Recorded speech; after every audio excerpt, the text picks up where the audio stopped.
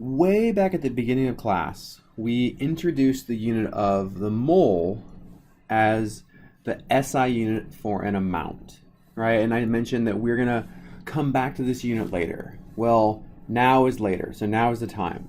We're gonna introduce the mole here in this video, and then over the next couple of videos, we're gonna explore how this unit is so very useful for us, okay?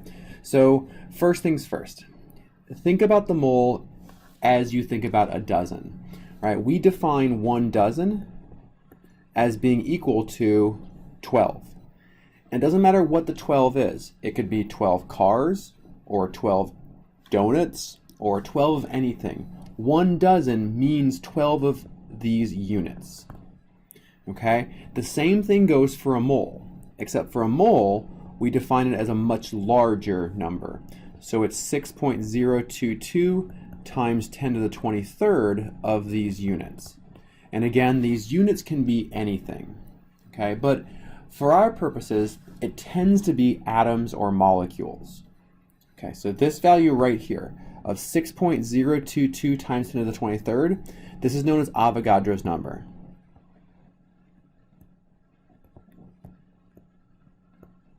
Okay, so Avogadro's number. All right, and you'll see me abbreviate it a lot as N sub A. So Avogadro's number. This is 6.022 times 10 to the 23rd. Okay, so if we were to say that we have exactly 1.5 moles of carbon atoms, okay, we could very easily figure out how many carbon atoms that is using Avogadro's number as our conversion factor. Because we know from this equality right here that 1 mole is equal to 6.022 times 10 to the 23rd, and in this case it's atoms. So we can plug this into our calculator, and we're going to see that this ends up being 9.033 times 10 to the 23rd. In this case, it's atoms of carbon. Okay, let's try one more of these. If we have 1.8 times 10 to the 46th molecules of carbon dioxide, let's figure out how many moles of carbon dioxide this is. So we set it up. 1 mole is equal to 6.022 times 10 to the 23rd, and in this case it's molecules. So this unit here can be absolutely anything that you need it to be. So in this case, the molecules cancel out.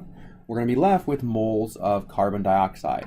And when we put this into our calculator, we see that 1.8 times 10 to the 46th molecules is 2.989 times 10 to the 22nd moles.